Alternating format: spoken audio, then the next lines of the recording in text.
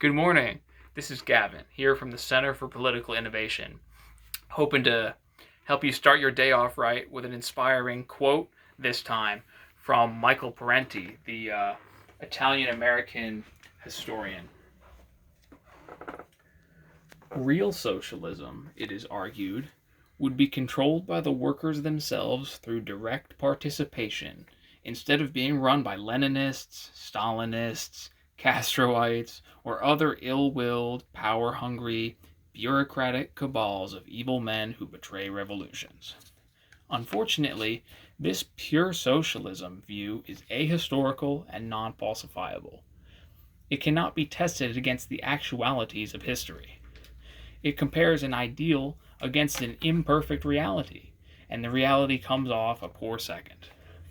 It imagines what socialism would be like in a world far better than this one, where no strong state structure or security force is required, where none of the value produced by workers needs to be expropriated to rebuild society and defend it from invasion and internal sabotage.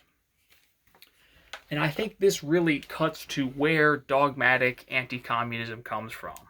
Whether it's from liberals or conservatives or ultra-leftists, they all have a lot of the same assumptions that forget to acknowledge that, yes, although socialism is supposed to and does improve people's living standards, improve material abundance, increase democracy, it happens that the countries that chose a socialist government were countries that were victims of imperialism and were at a lower level of development.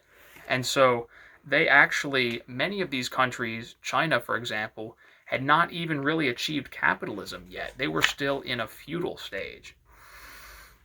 And when it comes to there's so much invasion, as he says, and internal sabotage. I mean, you can look and see what they're doing to Syria right now, and have been since 2011, if not sooner, trying to do what they did almost to Yugoslavia back in the 90s.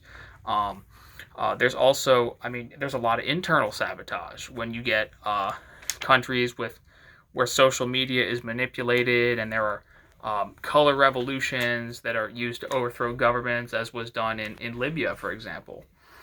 And it seems to me that anti-communist ideologues, whether conservative, liberal, ultra-leftist, or anything else, they fail to take these conditions into account and be realistic when they harshly criticize socialist and communist projects with these double standards that they bring in.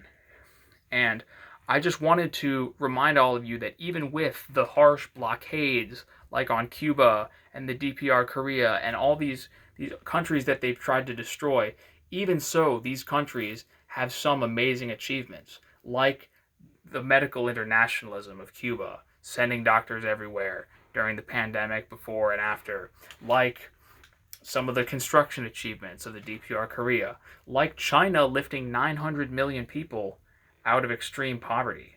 I mean, even with, the so-called international community trying to strangle these independent anti-imperialist countries, they have still achieved some pretty impressive things.